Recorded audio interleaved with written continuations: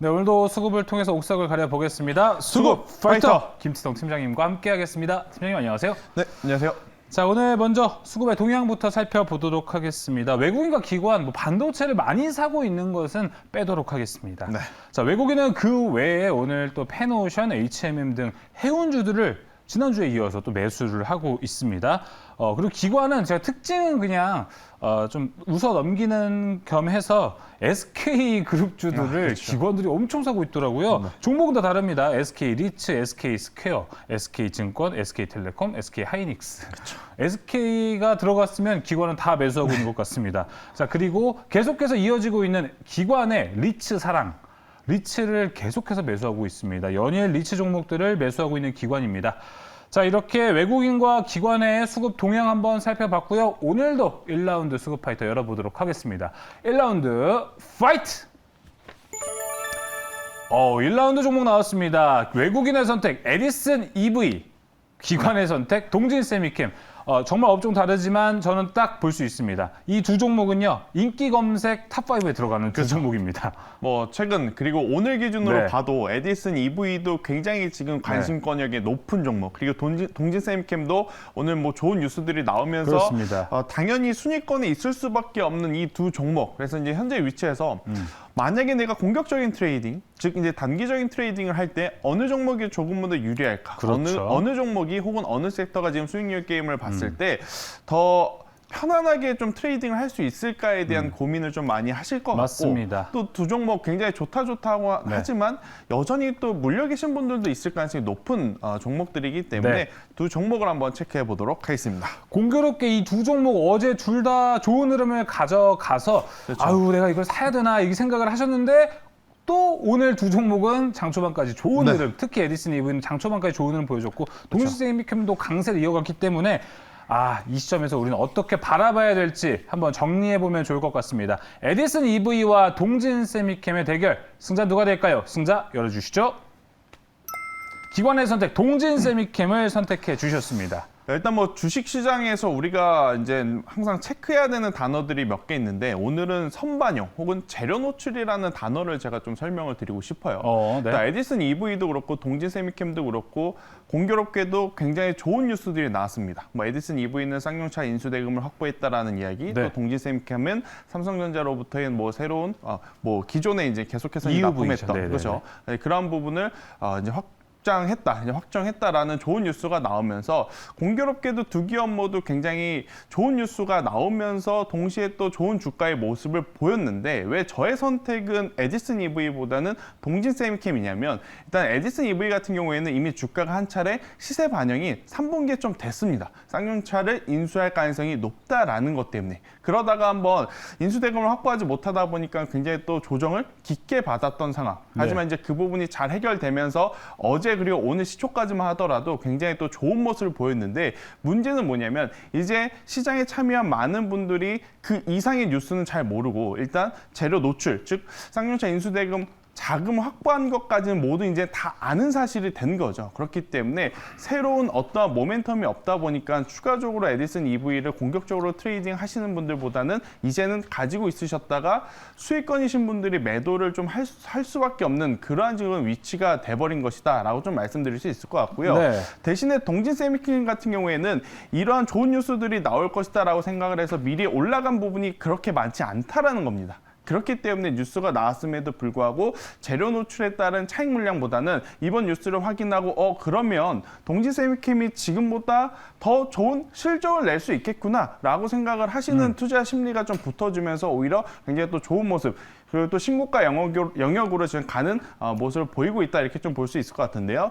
포토 레지스트의 핵심 원료를 지금 국산화를 한 것은 이미 여러분들이 많이 잘 알고 계십니다. 그렇습니다. 근데 여기에 이제 더 중요한 것은 뭐냐면 이 핵심 원료를 가지고 OLED 디스플레이에도 지금 적용을 한다라는 이야기가 나타나면서 기존에 영위하고 있던 사업의 OLED 사업부까지 영역이 확장이 된 거죠. 영역이 확장이 됐다라는 것은 그만큼 기업의 외형 성장이 지금 진행이 되고 있다라는 것이고, 또 외형 성장이 진행이 된다라는 것은 그만큼 또 좋은 성과, 즉 좋은 실적을 좀 낼 수 있다라는 것으로 이어지기 때문에 동진 세미캠은, 그리고 이제 삼성전자라고 하는 굉장히 이제 이 든든한 이 고객사를 두고 있잖아요. 그렇죠. 그렇기 때문에 정말 안전한 캐시카우 역할을 하는 사업부, 여기에 추가적인 돈을 벌어들일 수 있는 신사업에 대한 좋은 소식까지 나왔기 때문에 저는 충분히 추가적인 상승세를 기대해봐도 괜찮다라는 의견을 드려보도록 하겠습니다. 네, 자 동진세미캠의 이야기를 들어봤습니다. 아무래도 이제 방송을 보시면서 생각이 들 거예요. 그래서 어떻게 사야 되는 거냐, 그쵸. 얼마까지 바라보냐가 중요할 것 같은데 가격 전략 함께 확인해 보겠습니다. 네, 일단 뭐 동진세미캠 같은 경우에는 제가 지금까지 아마 선택한 종목군들 중에 네. 가장 공격적인 위치에서의 트레이딩이 아닐까라는 생각이 들어요. 네, 일단 무섭습니다. 오늘 거래량에 좀 동반을 했는데 지금 이 타이밍에서 공격적으로 지금 사자, 이 이야기를 좀 드리고 싶지만 일단 두 번에 나눠 산다 생각을 하시는 게 좋을 것 같아요. 네, 오늘의 종가의 1차 그리고 그다음 2차는요. 41,000원 이하에서 41,000원 이하로 내려오게 된다면 한 번 더 사셔서 네. 평단과 비중을 좀 관리를 하신 다음에 가져가신 게 훨씬 더 좋다 생각이 들고요. 여기서 한 번 더 강한 시세가 나온다. 그러면 저는 5만 원을 넘어서 5만 5천 원까지 한번 바라봐도 괜찮다라는 생각이 들고요. 오. 대신에 손절 가격은 38,000원이라는 가격대, 38,000원이라는 가격대가 이탈이 되게 되면 그때는 손절하자라는 의견을 드려보면서 네. 일단 어제 미국 증시가 굉장히 낙폭이 좀 컸었습니다. 그렇습니다. 그런데 다행스럽게도 오늘 우리나라 같은 경우에는 반도체 IT 투톱이 잘 버텨주고 있는 만큼 동진세미캠을 비롯한 반도체 소부장의 추가적인 상승세를 좀 기대를 해보면서 조금은 적극적으로 한번 트레이딩을 해보자라는 의견 네. 드려보도록 하겠습니다. 네, 어제 오늘 시장을 보시면서 동진세미캠, 에디슨 EV 매수를 해야 되나 이렇게 생각이 드실 것 같은데요. 참고 삼아서 자 동진세미캠 일단 오늘 종가 매수 그리고 2차에 걸쳐서 매수를 해야 되는데 41,000원 가격에서 좀 내려왔다 싶을 때 다시 한번 2차 매수의 기회를 잡으시면 될 것 같고요. 손절가 대신에 타이트합니다. 38,000원에서 대응하시고요. 목표가 55,000원까지 바라보고 있는 동진세미캠입니다. 자 이렇게 1라운드, 2라운드 이제 1라운드를 봤고요. 2라운드로 넘어가겠습니다. 수고파이터 2라운드 파이트! 2라운드 하나솔루션과 포스코 인터내셔널이 만났습니다. 이거는 공통점을 저로 찾아볼게요. 제가 가장 요즘 관심 있어 하는 종목과 보유했었던 종목 그럴 수 이렇게 있죠. 두 개가 만났거든요. 그럴 수 사실 있고. 전자는 하나솔루션이고요. 네. 후자가 포스코 인터내셔널입니다. 포스코 인터내셔널을 한번 보유를 했었고 매도를 했었는데 공교롭게 두 종목 모두 펀더멘털은 정말 탄탄하다고 생각하거든요. 그렇죠. 네. 일단 올해 아마 이 두 종목 매매하신 시청자분들 굉장히 많으실 것 같고요. 맞습니다. 제가 오늘 이 두 종목을 좀 묶은 테마는 아무래도 이제 에너지 쪽, 신재생 에너지 쪽으로 이제 포커스를 맞춰서 이야기를 좀 드리고 싶어요.